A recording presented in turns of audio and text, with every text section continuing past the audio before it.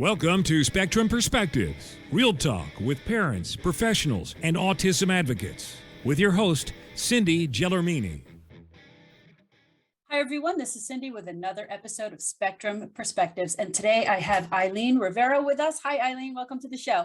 Hi, Cindy. How are you?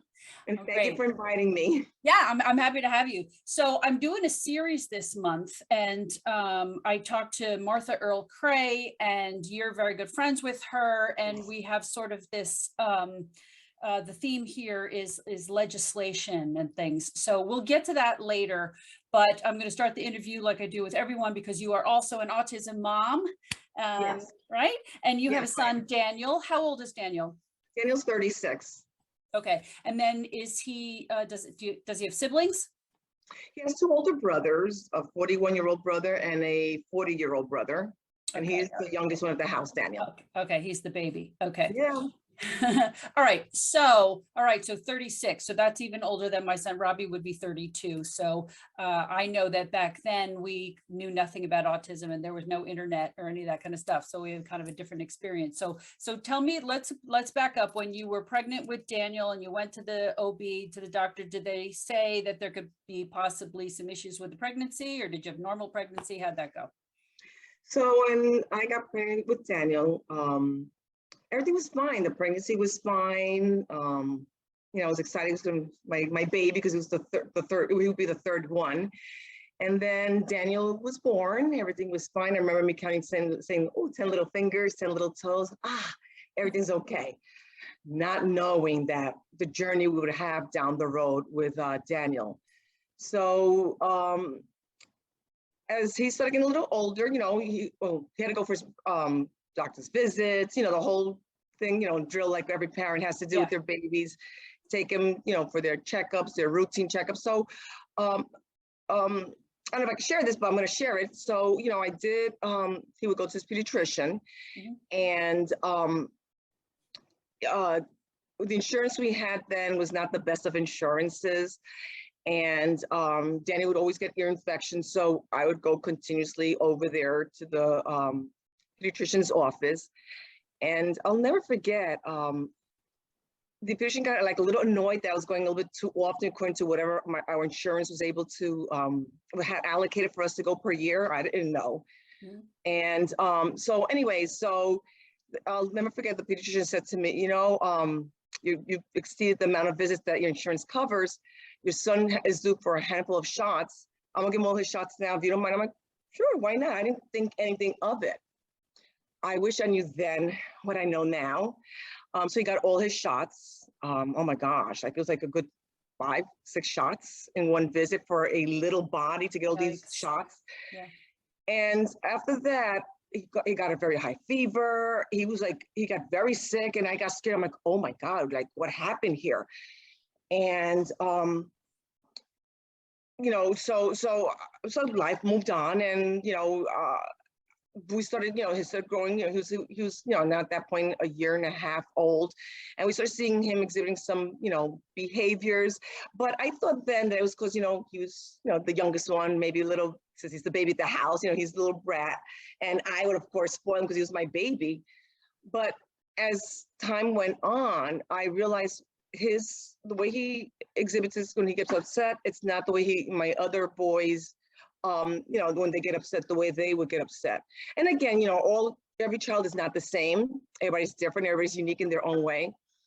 But then in my quest of, get answers, because I just, as a mom, when something's just off, and I knew something was off, and I started going to different doctors to get answers. And the interim, what I did actually do also was I started Googling, and I don't think they called it Googling then. I started researching on the internet about, shots, and because I realized that some of these shots had mercury in it, and I started researching, and I'm like, I was very surprised to see that, wow, these pharmaceutical companies are immune. You can't do anything if something's wrong with your child. And I'm like, meaning if they get injured, you can't sue the company. Yeah. Is what you mean. Yes. Right. Yeah. So I'm like, this is weird. Like something doesn't sound right. So again, I continued in my, search for answers.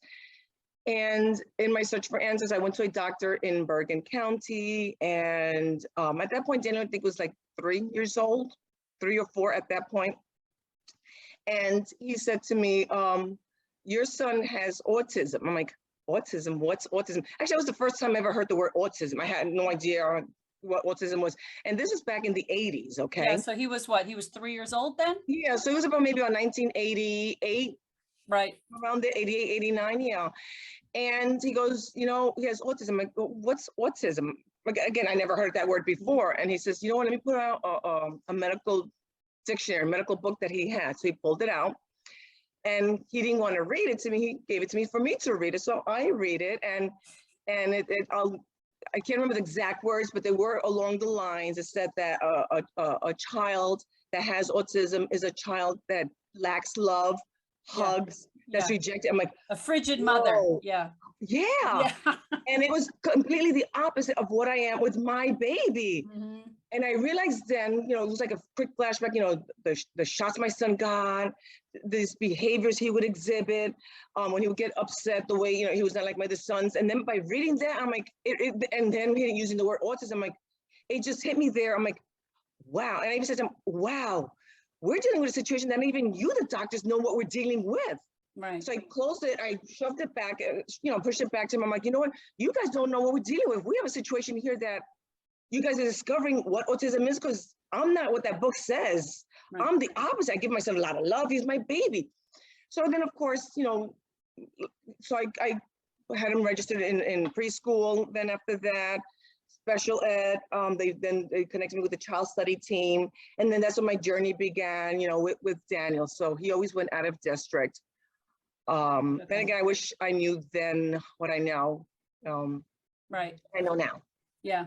Yeah. That's what, originally, I think it was in the 50s and 60s. That was what they used to say, that it was a frigid mother, it was an unwanted pregnancy and all that kind of stuff. And they blamed the mother for the whole thing. It was just kind of crazy what they used to think. I can't believe that still in the 80s, they were still telling you that. That's isn't that unbelievable? Yeah. Yeah.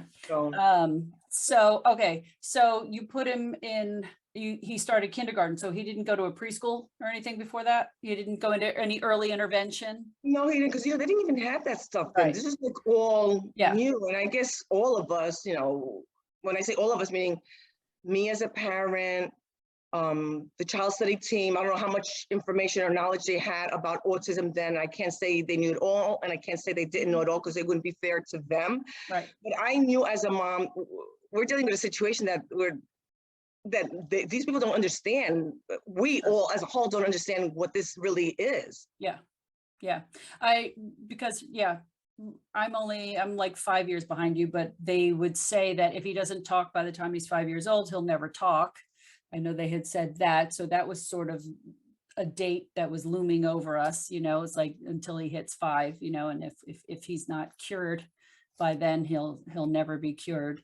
So so interesting. Robbie went to early intervention, but we thought he was hearing impaired because he had all the ear infections. And I took him to get evaluated, and they put him in there because he wasn't speaking, enough words, and, it seemed like that he couldn't hear. So that's where we started again, because it was like autism was like, what is that?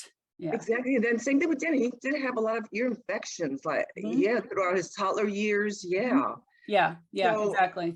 So, all right. So you put him in school, you went to the child study team, they put him in a school. So what kind of, was it a school for special needs kids? Yes, it was always out of district for him. So, because they realized, and we realized, that he was not going to be able to stay in a regular classroom. Right. So, and I felt okay with it, because I'm like, if my baby needs the extra help, then, it is what it is, and let him get the extra help. Not realizing the extent of, the help he was going to need, Yeah, again, right.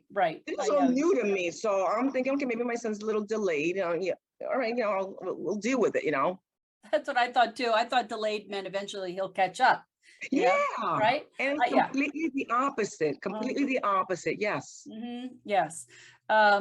So I just thought, we'll get tubes in his ears and get him some speech and he'll be on his way. He'll go off to kindergarten like everybody else, like I had no idea what we were in for either.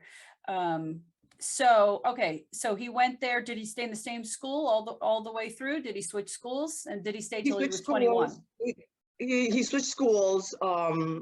as time went on, he went to, I think, a total, I think, of 4 different schools. Hmm. He was always out of district. And then when he turned 21, school ended. Right. And Does he it's a shame speak? because- Does he No, speak? yeah, he does speak. He does speak. I say he's a little boy in a man's body. That's how he is. Mhm. Social butterfly. He does speak, but he's delayed. He's not like the average person.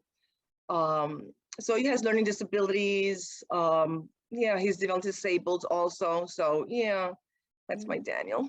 And so yeah, so when he turned 21, I realized, wow, like all the support was over. It's like once they turn 21, like it's like they fall off the cliff. Yep.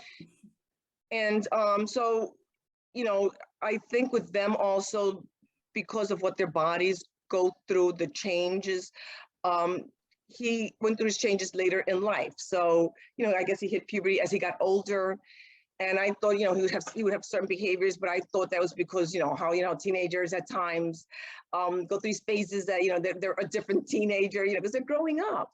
Mhm. But, in our case, it just got to a point we couldn't have him placed living at home with us. And my husband and I thought that it would be best that we have him placed, not realizing that if we have problems, then our problems really began when we had him placed in a group home. Yeah. So what kind of behaviors was he having? Was he getting violent? He did get violent at one point. Yeah, he did get violent at one point. He was verbally aggressive also.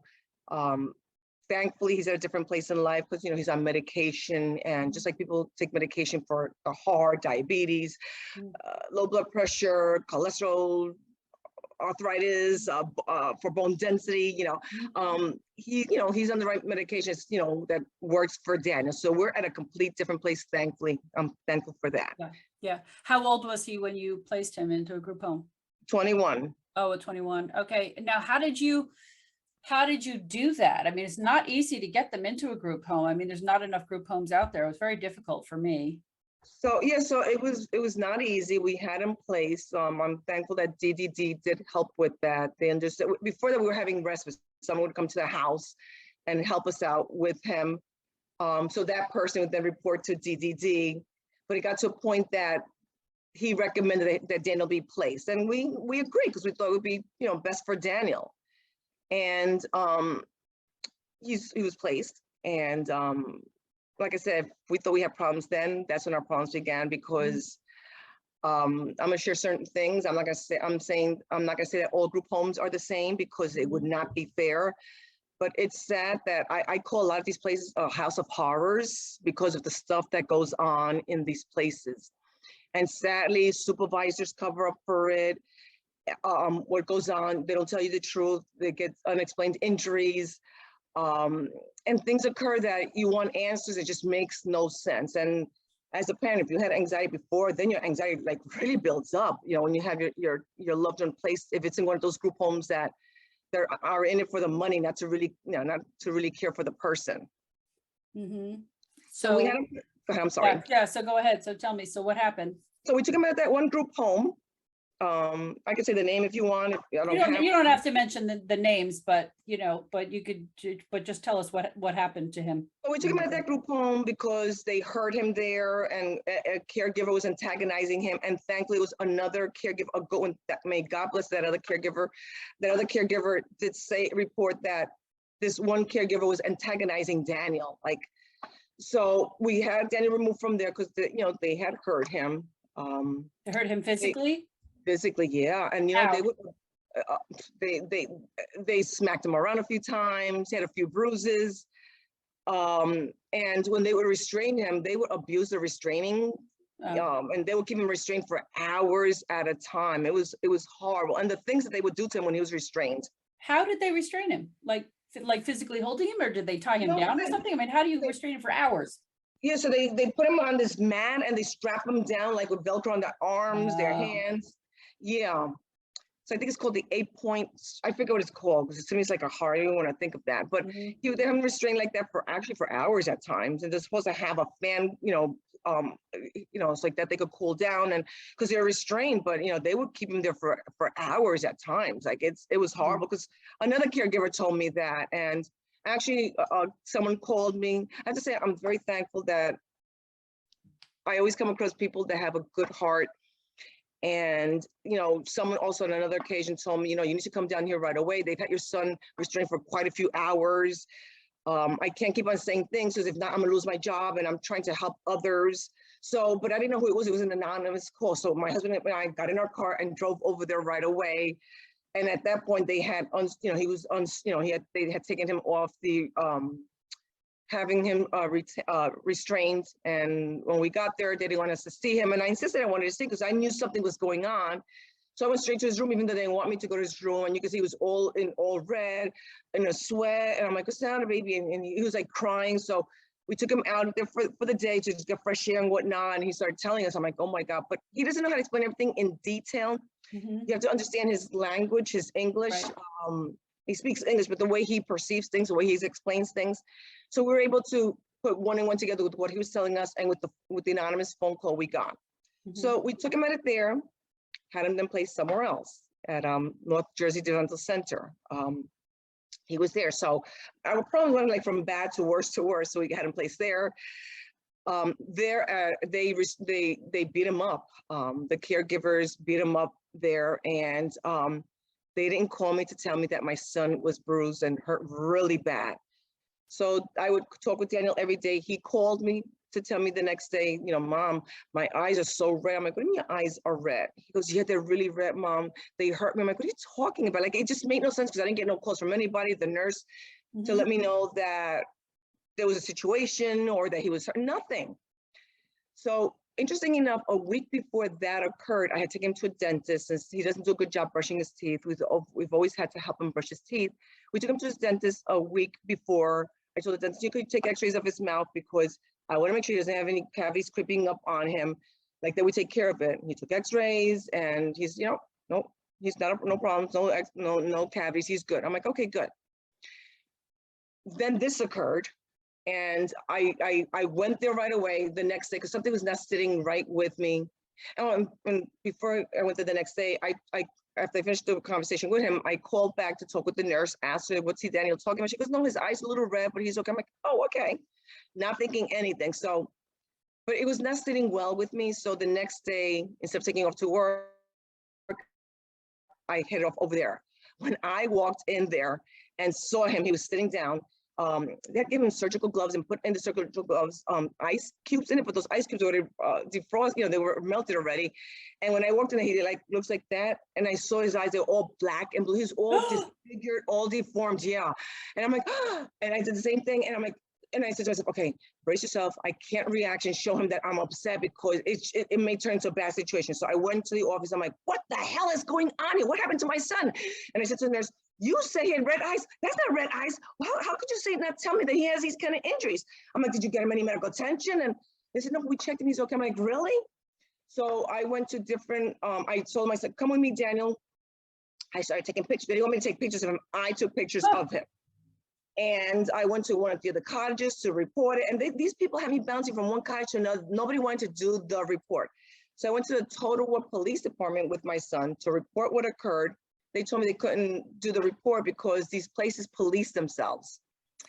And they have their own SRU department, their own police department. So I went back over there and long story short, they did do the report.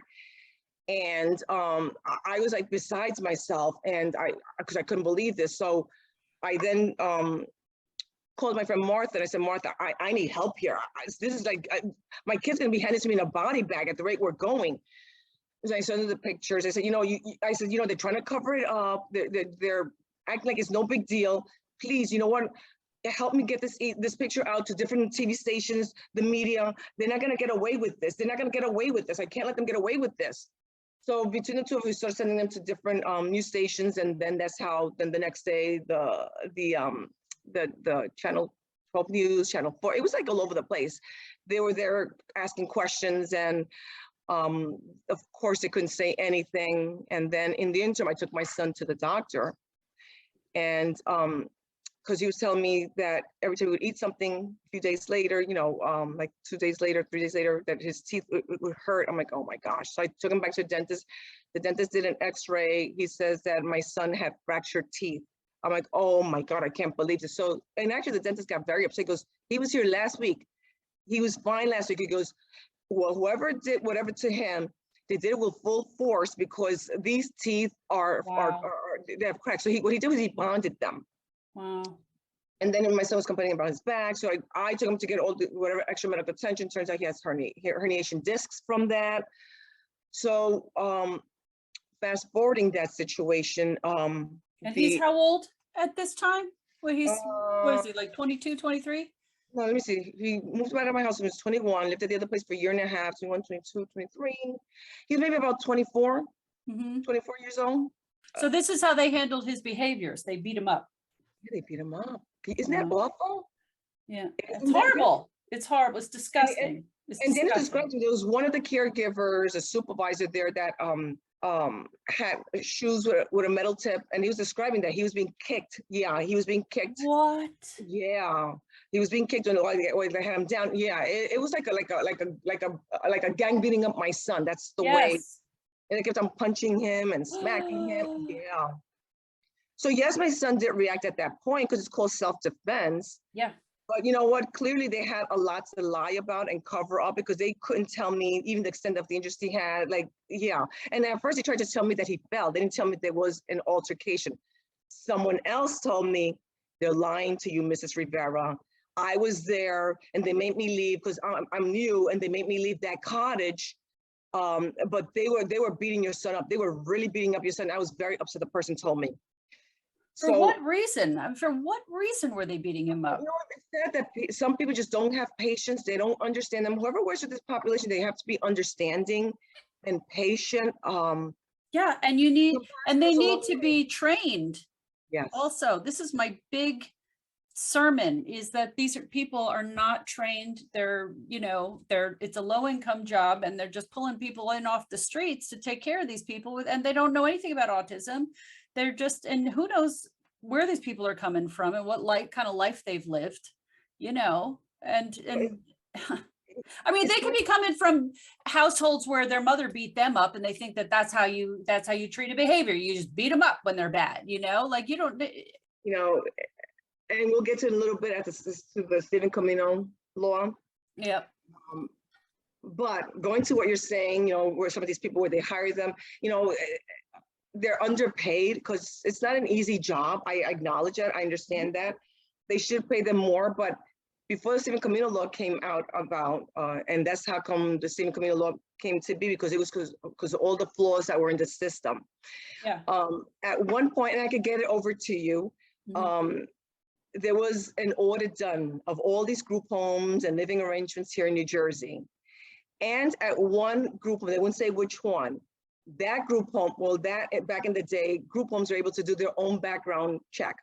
How convenient is that? Okay, so one specific group home, they didn't say which one, actually had hired some that was a convicted murderer that had come out of jail, and they hired that person to work with this population. Wow. Yeah, I will get you that.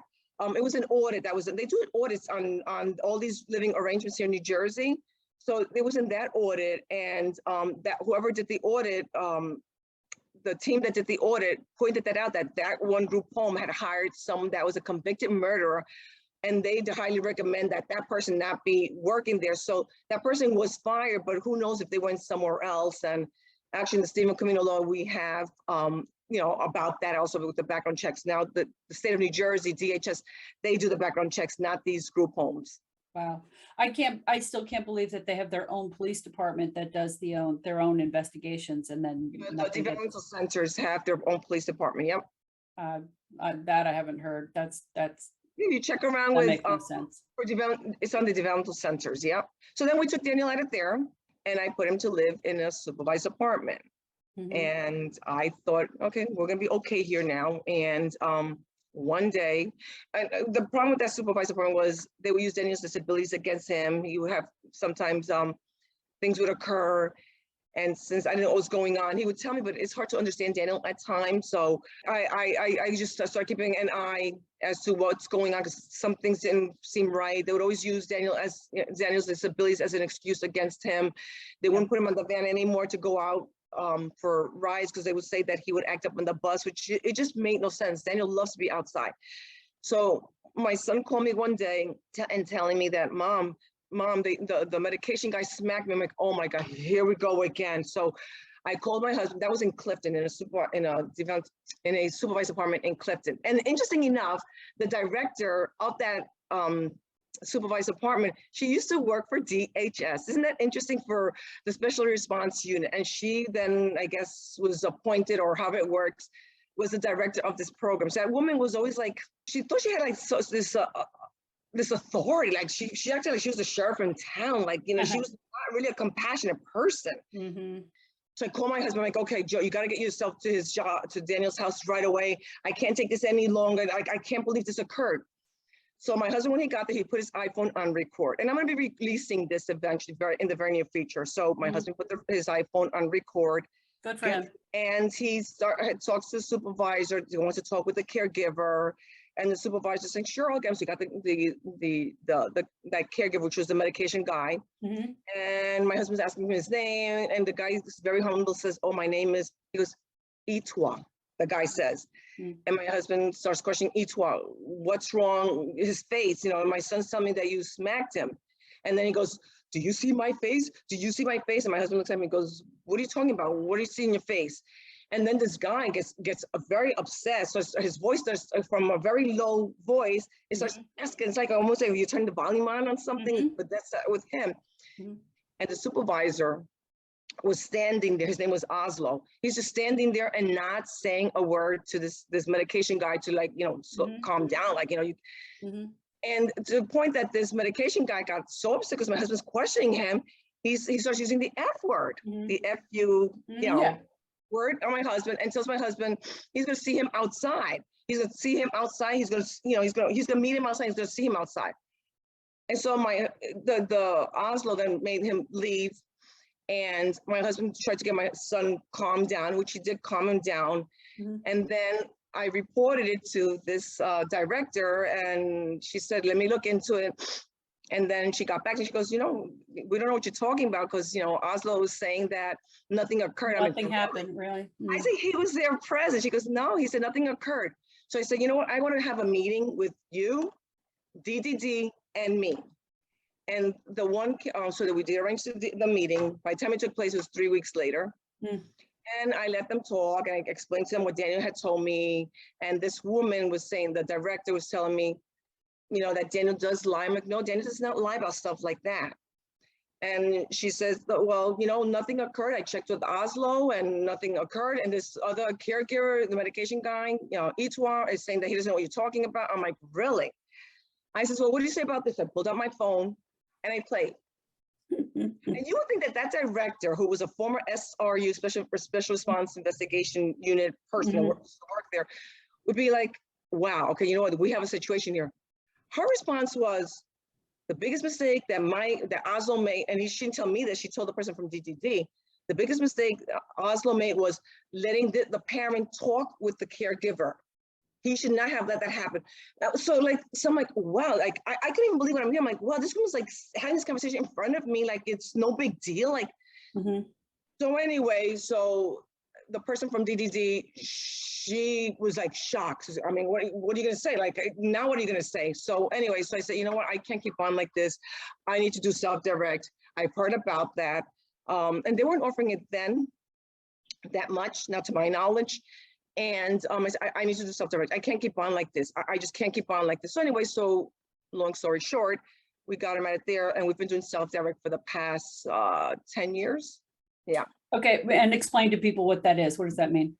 So self-direct is, it's the funding follows your loved one. Okay, so instead of them living in a group home or a supervised apartment, you, the parent, or whoever is appointed, I shouldn't say the word appointed, whoever is the guardian or the loved one of the family, they're pretty much the supervisor of the apartment. So I joke around all the time and say, I have a double life because I have to manage my home and I have to manage his home. The only thing is I don't get paid for it. They do pay family to work with them. So you could hire families to work with them, and you could hire other people to work with, you know, other caregivers to work, taking care of your loved one. So with self-direct, if someone can't make it to work and I don't have backup, it falls then on me or my husband. Daniel cannot ever be, he's never left alone. Someone is always with him.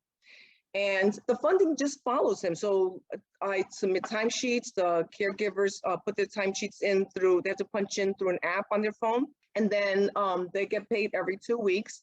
So I wait, don't- hold on. So Daniel lives home with you now? No. He lives Where in his does own, he live? He lives in his own apartment. Oh, He lives okay. here. So he's not in a group home anymore. He's now, Yeah. he's in an apartment and you pay someone to take care of him and to care for him. Right, but I don't touch the money. It doesn't funnel through me. It goes, his Daniel's funding funnels through Easter Seals. I submit timesheets and Easter Seals then, puts their paycheck in their direct deposit. Okay, so into who their pays for the apartment? Section 8. Okay, okay. And then Easter Seals is paying for the caregiver. Correct. Okay, so nothing comes out of your pocket, No. but you get to choose your own caregiver though. You get to choose your own caregiver, and you get to choose your own caregiver. And then when you want to hire someone, they have to fill out the application. They have to do the whole background check. And you do all that. I don't do the background check. The state of New Jersey does that. Oh, okay. No, I don't do that. They do the application, then they go for the background check. They have to go, I think it's for urine test also, that's the drug test. They have to do the Stephen Camino law online testing. They have to go for the CPR test, a training also. I don't pay for any of that, and I don't do any of that. The state of New Jersey, in this case, Easter Seals, since the date, the appointments let them know when they have to go in for whether it's a CPR, when it's someone that's new. For the Stephen Camino law, they send a link, they have to do it online. So who's their actual employer? Easter Seals or the state of New Jersey or what? Who's the actual employer of the caregiver? It's the state of New Jersey. I hire, but the state of New Jersey, through Daniel's funding, they pay the caregiver. Now, when a parent does or a family member does self-direct, you're able to hire, and you're also able to let go or fire someone. If it's not a match with the person, with your loved one, you're able to let them go, and you don't have to give an explanation if it wasn't working out. And I've had to let go of a few people because it just wasn't working out. It wasn't a match. Mm-hmm. So yeah, and they don't ask questions about that because it's your decision if you're going to let them go. Where do you find these people? How do you look for them?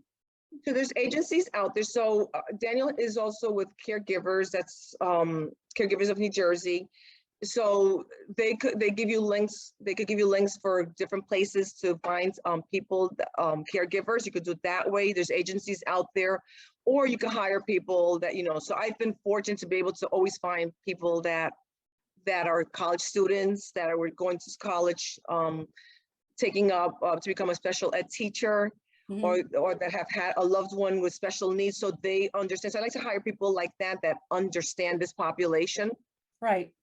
Yeah, exactly. So let's help other parents out there. If they think that this is what they want to do, how do they do it? Who do they go to? Who do they contact if they want to do self-directed care? They let their caseworker, whether let DDD know, or if they have an agency that works with them, while their loved one is in a group home, let the agency know. But I also reach out to DDD. That's the best way to go about it. Okay. DDD is the Division of Developmental Disabilities. Right. That's in New Jersey. I don't know if they have DDD in every state. I don't know about, and I don't know if it's called something different or whatever, but I know in New Jersey it's DDD. They're self-direct in other states, and I was talking with somebody. I got to get her. Yeah, I know they have it in California and they have it in Arizona. I don't know anywhere else. I have no idea. I think they have it in Missouri. They have it in another state, because I know a parent was telling me that legislation was passed in that state where that's the first option to give families, and if families don't want that, then they go through the group home or whatever other, whatever else is available that's a fit for their loved one. Yeah. And not everybody could live in not everyone could do self-direct. Some have behavior, so it's they're not able to live in the community, so it's not for everybody. Right. But it is an option out there. Yeah, I know of a mom years ago that she wanted to buy a house, and she wanted to find 3 other parents and everybody pitch in and buy the house together, and then they could each hire their own caregiver, to watch their own kid. I think that's a good option. I think parents should be able to hire their own caregiver, because I was very frustrated in the group home because there would be like one really good guy that Robbie really liked, And I wanted him to just be Robbie's caregiver because he was completely nonverbal. He couldn't speak. And so you had to get to know Robbie. And once you knew him, you could understand him. You knew what he wanted and what he needed. And then Robbie was happy because he knew you understood him, you know, but when you keep rotating the staff. It's a revolving door. So, you know, your kid Yeah. then comes across, like I said, it's great caregivers out there that they become good friends and they look at that person as a buddy, someone that they feel comfortable with. Right. But then they yank him out and stick him in another house somewhere or Correct. whatever. I mean, it's a pain. It's really a pain. You know, I was just telling somebody today, we went through a whole lot of nonsense in the group homes, in and out of different homes, and, you know, them calling the police on him and all this kind of stuff. Like I fought for, 4 years for him. And we finally got him in a home where he had staff that he liked, and he was, he was happy there. We got his day program situation straightened out where they actually were renting his old school. So, and he loved his school. So now I always said he would love to live at his school if he could, right? So to get his day program back in his school, he was happy there. So we got everything the way we wanted. We finally got the group home, the day program, everything was like good. We were all happy, and then boom, and then that was it. And then it was all over. Anyway, I want to help other parents now, since like you and we're way ahead of all the ones that have like the 3-year-olds and the 5-year-olds. We're plowing the road ahead for them. And our kids unfortunately had to go through hell, and to have parents step in there and say, this all has to change. You need to fix this. And I'm hoping that we get it all fixed so that by the time the 5-year-old turns 21, they've got everything set and ready to go. Yeah, no parent should ever feel like they're alone and going through this on their own. It's a hard place to be. I mean, you lived it, it's a hard place to be at. We want our kids to be loved, accepted, to be treated with dignity, with respect, for them to have the same rights that we have. They're not less than any of us. They're human beings. You have the right to live and be safe in your home and not be getting beat up. Exactly. It's horrible. So this is why we worked then on, since we had there was a lot of flaws in the system, and I could talk about that now, or I could talk about it later. Martha and I said, we need to start getting together with legislators. So Martha and I then started to reach out to legislators to work on changes because, she had her son Billy then, who's alive then. And we started meeting with legislators, and there was a bill that was going to be heard. Before any of all this started, we went then to Trenton. I brought a picture of Daniel with his black and blue eyes and to show it. Martha couldn't make it that day. So it was regarding the Tara O'Leary law. It was for foster homes. So for people that live in foster homes with disabilities, but it only represents 10% of the population. What about the rest of the 90%? So when I read the law, I realized, wow, this law only covers 10%. What about the remaining 90% that live in group homes, supervised apartments, developmental centers? Like, what about them, So Tara O'Leary was a young woman who's under foster care, living in a home, and literally speaking, pretty much she was starved to death. She died at the end. So I went to Trenton to testify for that bill, and all I was asking them at that point was for them to just amend that bill for it to provide protection for every developmentally disabled person in the state of New Jersey, regardless of their living arrangement. That's all I wanted. That's all I wanted. And, because they're not, there shouldn't be different standards for our kids. And they didn't amend it.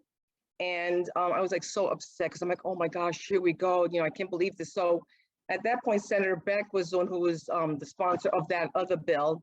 Then the media came up to me afterwards asking me about my son, about the Tara O'Leary.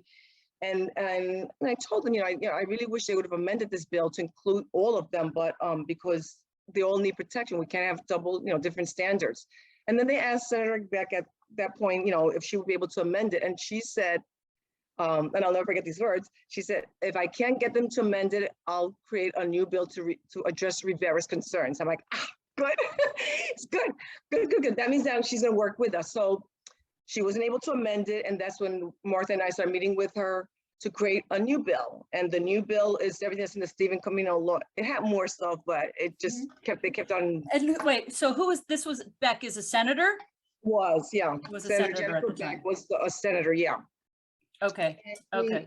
She started working with us on this bill. It didn't have a name. It was, and Martha and I would meet with her. It was to address all the issues that we that are here in New Jersey that we were experiencing as parents, because the system was very flawed, and our kids, they just didn't have the same protections that we have. So the bill got to a point where she says, you know what, we need to name the bill something, because I'm going to introduce it. What name do you want to name it? So Martha and I looked at each other. I'm like, oh, I don't know. I said, can we get back to you? And then Martha goes, yeah, you know what? I know someone, but I want to talk with Aileen about it first. So we'll get back to you. So then Martha and I spoke. She said to me, I could reach out to Tom Camino's. Tom Camino's son, Stephen, was roommate with my son, Billy, when they were at Bancroft back in the day. And maybe he'll join with us to, become part of this, for it to, to have a bill that will protect them. His son died. He choked. I think the caregiver was supposed to stay close by. The caregiver was not close to him. And Stephen grabbed a bagel, swallowed it real quickly, and he choked on it and he died. But before that, Stephen endured many years of abuse as well. So it wasn't, so Tom Caminos was very well familiar with the abuse that goes on. So we reached out to Tom. Tom said yes. And that's when the three of us became the trio. We're known in Trent as the trio. Okay. We started working together to have this bill become a law. And it's officially a law. It was a 7-year uphill battle. And the good news is that DHS is enforcing it. So at least, that's. What's DHS? Yes, DHS. What is DHS? Division of Human Services. Oh, okay. Okay. In Trenton, yeah, for this population, right? So that's down in Trenton. Correct. You're talking about. So the bill had to go through them. No, the bill had to get signed. Right. Become a law, and the author of aren't there different divisions? Yeah, down there that yeah. So I think for Emma's law, somebody had asked, is that through transportation or what? There's different. I don't know. I'm going to bring the Assemblywoman on after you to explain how all this stuff is done. Okay, that's it for part 1. Be sure to tune in for part 2. I hope you enjoyed listening and it helped you gain a new perspective. If you're interested in buying our book series, Robbie's World and His Spectrum of Adventures, the link will be in our episode description, as well as my Instagram and Facebook pages. If you enjoyed the show and you'd like more content, please be sure to hit that like button, follow us, and don't forget to leave us a great review. Thank you for joining us. Be sure to join us again on our next episode of Spectrum Perspectives. Thank you for joining us for part 1 of today's episode. Be sure to join us again next time to hear the second half of the interview on Spectrum Perspectives.